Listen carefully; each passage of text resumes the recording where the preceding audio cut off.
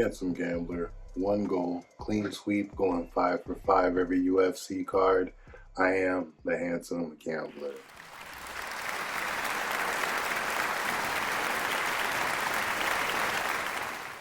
Thank you, folks. This week we are headed to the fight capital, that is Las Vegas, Nevada, for UFC 323. Merab Dvalishvili taking on Peter Yan, Part 2.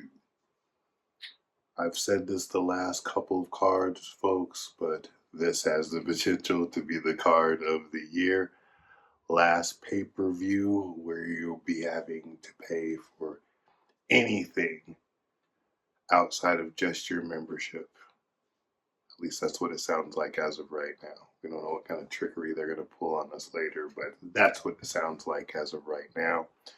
So excited to stop paying for pay-per-views and just get on this Paramount train and see what the UFC has to offer in 2026. We're gonna update the format a little bit on the Handsome Gambler. I am giving you all 5-round fights as an unofficial main event lead from this point on. So you will get my 5 picks, the 2 title fights for this show. Anytime there's any 5-round fights, I will be making a pick unofficially on that fight going forward. So 5 plus 2, 5 plus 1, maybe we'll get 3 title fights in one night. That'd be a UFC record. I want to see that going forward also. So we're not going to eat up too much time. Let's jump into what was UFC Fight Night 265. I went 3-2. Not my best work at the office, but I did hit some killer prop bets that definitely kept my ass alive 2 weeks ago, and I lived to tell the tale. 60% baby heater. I was above 80% or at 80% the last 4 weeks. So my only slip up, and going forward, we're going to keep this energy and roll it into the last pay-per-view of the year. Keep it profitable, baby. The recap started with Denzel Friedman. Quick hit. I hit the money line bet. I hit the decision prop on that bet. Sagig Izagak Maev lost to Nicholas Dalby. I said if Dalby could have one of those performances when he turned back the clock, that it definitely could happen. So good to see a UFC vet actually not get what's supposed to come to you as an aging fighter and just hang on a little bit longer. So big ups to Nicholas Dalby. Tair Ulanbekov got tapped out by Kyoji Horiguchi. I didn't believe the hype. I still don't. But we'll talk more about Horiguchi later, I promise. My kittyback Orobai smoked Jack Hermanson. This fight went exactly how I seen it. He starched that dude like a pair of pants and left him starched. I mean, it was ugly. It could be the end of Hermanson's career. KO prop hit, first round KO prop hit, money line bet hit, and the final pick was Volkan No Time Uzdemir getting Atomic Alonzo Minifield out of there. I called that one. Money line bet hit, knockout bet hit, first round knockout bet hit. So cleared some cash on that one bet alone. Not a bad night at the office. I'm parlaying that same energy into this last pay-per-view card of the year. Who stunk up the joint? I said, who stunk up the joint? One entry this week. Alex Perez. He is 1-4 in his last 5 fights. He's 33 years old, which is an age that is you're usually in your prime. He's at a crossroads. He needs a new camp, a new approach, maybe a new everything. Just get up and move someplace else, man. Like I don't know what's going on, but you need to clean it up at 33 years old. I can't back the veteran going forward. He looks older than his age, and I don't know what's going on with Alex Perez. But I am off of the train going forward. He'll be faded from here on out. Who got paid? Who got paid? Because we got paid. Bonus time. Following fighters got $50K. Armin Sarukian took care of Dan Hooker. Waldo Cortez Acosta. This guy might have the biggest name in the heavyweight division right now. He's calling this shot. He's trolling Aspinall. Got the eye patch working for him. 2 back-to-back knockout wins. Get this guy a title fight. Maybe he should take on Aspinall. Maybe he should take on Cyril Gane. This is the #1 draw in the heavyweight division right now. I don't know if you guys heard, but he recently got another call up. He'll be taking on Derek Lewis in the January 24th card. So big up to Waldo for definitely putting a name out there and getting it done. Kyoji Hiraguchi choked out my boy Tagir Ulanbekov. I don't believe the hype. I'm looking to fade Horiguchi going forward. I'm just going to leave it at that. But $50K went in his pocket, great finish. And the debuting poo butt, Luke Riley. The kid was a little Josh Vanny, man. That kid looked like a very composed, very workmanlike performance from a debuting fighter. You like to see a guy get in there and be young in age but old in stature. So big up to Luke Riley. $50K went to him also. Thank these men for hitting us with some prime time violence. This is why we watch the UFC. We got to get into this week's green checkmark picks. We're going to start off with Mansour Abdul Malik over Antonio Trocoli. He's better everywhere. Trocoli has lost to every big name or semi-big name he's ever fought in his entire career. I think that continues Saturday night.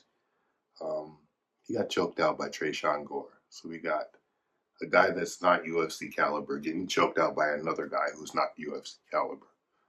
I say Mansour will ragdoll this guy, and he should get him out of there.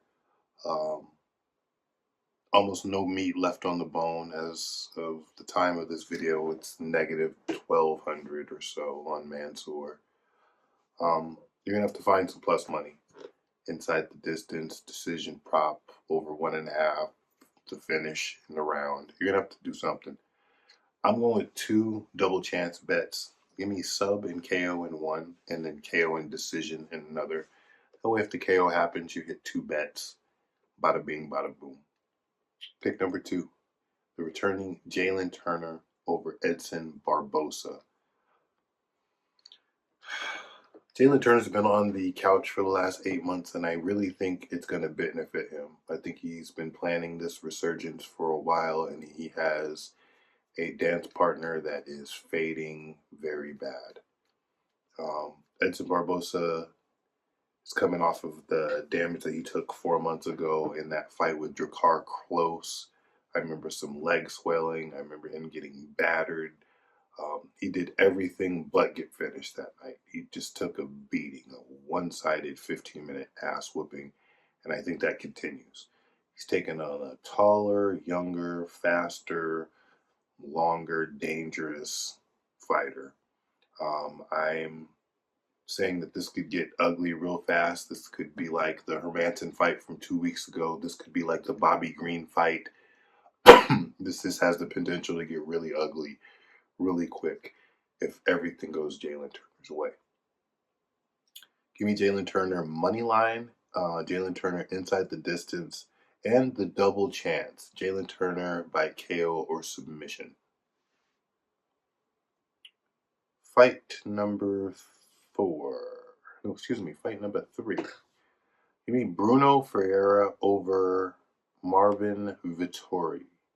Marvin is too hittable, and he's taking on a guy that you don't even want to be stared at hard against. He starts RoboCop. Nobody starts as RoboCop. Bruno Ferreira is the only guy that starts RoboCop. Angie Kawani hit him with a knee, hit RoboCop with a knee, and split his nose, and then went on to lose the fight by finish. Bruno Ferreira turned the lights off of RoboCop, and he has the potential to turn Marvin Vittori's lights out too. If he hits this dude straight up, Marvin Vittori will not get up. Do I think that happens? No. I think Bruno lands the more decisive shots and wins a workmanlike decision. The pick is Ferreira, double chance, KO and decision, and a moneyline bet. Also, Marvin Vittori has not been the same since whatever surgery or operation he had, and I don't think he's had a win since. He hasn't had a good performance since, and he's basically just a volume striker that can take a lot of damage. And Bruno Ferreira is going to give him that damage. Fight number 4. Peyton Talbot over Henry Cejudo. The game is past Triple C by. He's dealing with a length disadvantage, a speed disadvantage, a striking disadvantage. This guy has about 90% takedown defense. This is going to be a bad night for Henry Cejudo. I think this is his retirement fight. 15-minute kickboxing match against a bigger, stronger, longer man. And give me the money line, Peyton Talbot, and give me the double chance, KO and decision. He could land a knee up the middle or a head kick and say la vive, Henry Cejudo. Fight number 5, give me Brandon Bimo Moreno over Tatsuro Taira. They are equally sized. They're equal in length. They're equal almost everywhere, stature and size-wise, but they are levels apart as far as fighters. Taira struggles to get takedowns, and he needs them to win fights. I think Bimo works him everywhere. I don't think he's even looking for a finish. I think he's going to want to put in the whole 15 minutes and show, hey, I'm still that guy in this division. I want some more title shots. So give me Brandon Moreno, moneyline, and a sub and decision double chance prop. But I think that this goes the distance. Very workmanlike performance from a much better fighter with good takedown defense and underrated grappling. I say Bimo even wins the grappling if they do get into any scrambles. Let's get into these unofficial main event leads. I'm going to keep it simple, folks. Alexandre Pantoja, and still. Van would need to do the impossible and put away the cannibal. You're going to KO the cannibal. That's never been done, and I don't think it's going to be. Dominating performance incoming. I say that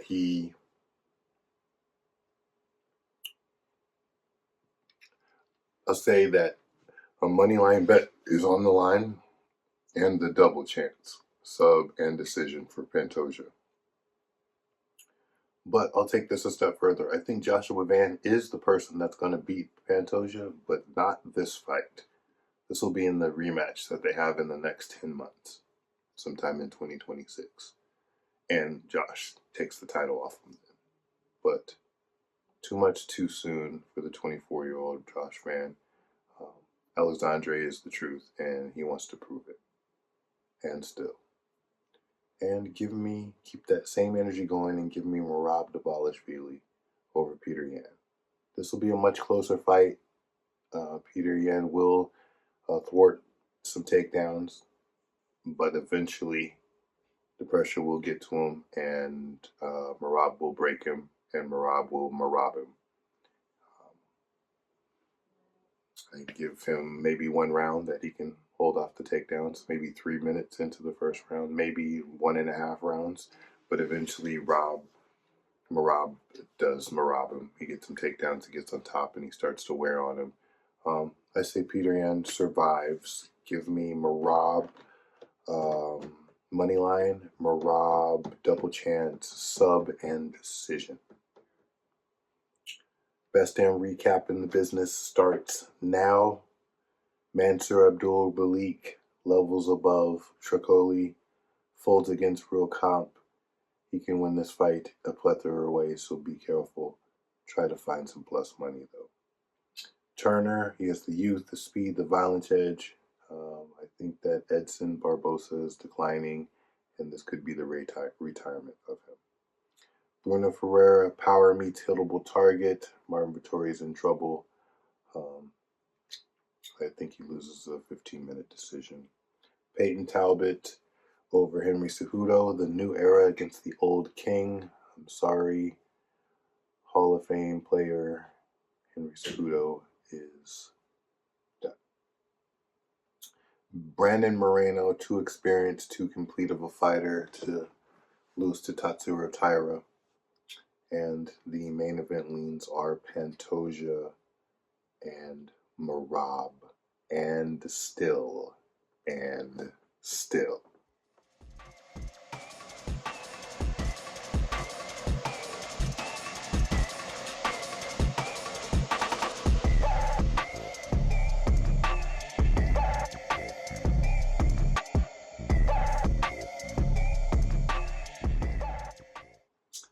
That is another episode of the Handsome Gambler, folks.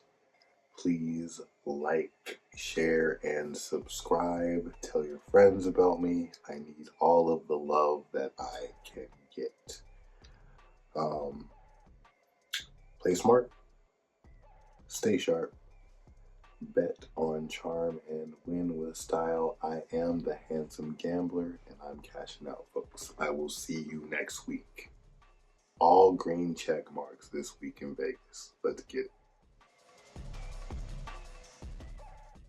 It's the greatest team of all time. That squad right there.